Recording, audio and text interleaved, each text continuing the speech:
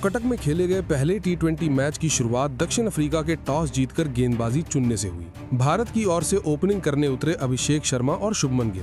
पहले ही ओवर में गिल ने थर्ड मैन की दिशा में एक खूबसूरत चौका लगाया, लेकिन अगली ही गेंद पर वो उसी गलती से आउट हो गए। लेंथ गेंद को बिना टाइमिंग के हवा में खेल दिया और यानसन ने आसान कैच पकड़कर उन्हें 4 रन पर पवेलियन भेज दिया।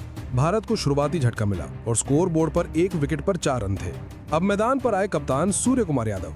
शुरुआत में वो और अभिषेक दोनों थोड़े संभल कर खेले, लेकिन तीसरे ओवर में सूर्या ने अपने अंदाज में पारी को गति दी। पहले मिड विकेट के ऊपर चौका, फिर अगली गेंद पर शानदार फल, लेकिन खुशी ज्यादा देर नहीं चली। तीसरे ओवर की तीसरी गेंद पर सूर्या भी गिल की ही तरह गेंद को हवा में चिपकर बैठे और मार्करम ने आसान कैच पूरा किया। सूर्या 12 रन बनाकर आउट हुए। तिलक वर्मा क्रीज पर आए और अभिषेक ने यानसन की शॉर्ट गेंद पर एक बेहतरीन कट शॉट से चौका लगाया। चौथे ओवर में सिपामला ने कसी हुई गेंदबाजी की और भारत की रन गति रोक दी। 5 ओवर के बाद भारत का स्कोर 32 पर 2 विकेट था। धीमी शुरुआत, लेकिन विकेट हाथ में थे। छठे ओवर में तिलक के 2 चौकों से पावर प्ले खत्म हुआ और भारत 40 पर 2 विकेट पर पहुंचा। 7वां ओवर भारत के लिए अच्छा शुरू हुआ। अभिषेक ने सिपामला को लगातार 2 चौके जड़े, लेकिन फिर वही गेंदबाज वापसी करते हुए उन्हें स्लोअर गेंद पर फाइन लेग पर कैच करवा गए। अभिषेक 17 रन बनाकर आउट हुए और भारत का तीसरा विकेट 48 पर गिर गया। भारतीय टीम फिर से दबाव में आ गई थी। 8वें और 9वें ओवर में नौरकिया और केशव महाराज ने भारतीय बल्लेबाजों को खुलकर खेलने नहीं दिया। रन आए, लेकिन बाउंड्री नहीं। भारत रणनीति बदल रहा था, लेकिन गेंद बैट पर अच्छी नहीं आ रही थी। 10वें ओवर में तिलक ने नौरकिया की छोटी गेंद पर एक शानदार 89 मीटर का छक्का जड़ दिया। गेंद स्टेडियम की छत तक पहुंचकर बाहर चली गई। ये भारत की पारी का सबसे दमदार शॉट था। 10 ओवर के बाद भारत का स्कोर 71 पर 3 विकेट था। धीमा लेकिन संभला हुआ। 11वें ओवर में फेरेरा है और भारतीय बल्लेबाज एक बार फिर दबाव में दिखे।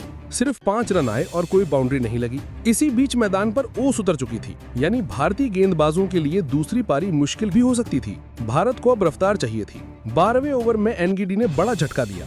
तिलक वर्मा 32 गेंद में 26 रन की संघर्षपूर्ण पारी खेलकर पुल मारने की कोशिश में फाइन लेग पर कैच थमा बैठे। भारत 78 पर 4 विकेट पर था और स्थिति चिंता वाली हो चुकी थी। अब आए लंबे समय बाद वापसी कर रहे हार्दिक पांड्या और उन्होंने आते ही खेल बदल दिया।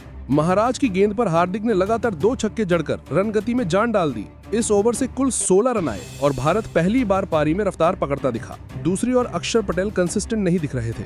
कई डॉट गेंदें खेली, लेकिन 14वें ओवर में सिपामला को लॉन्ग ऑफ के ऊपर से एक शानदार छक्का मारकर भारत के 100 रन पूरे कर दिए, लेकिन अगली ही गेंद पर वे आउट हो गए और भारत का 5वां विकेट 104 पर गिर गया। 15वें ओवर में हार्दिक ने नौरकिया की तेज गेंदबाजी पर एक बेहतरीन कट शॉट से चौका लगाया और फिर लॉन्ग ऑफ की दिशा में एक और चौका जड़ा। इस ओवर से 17 रन मिले।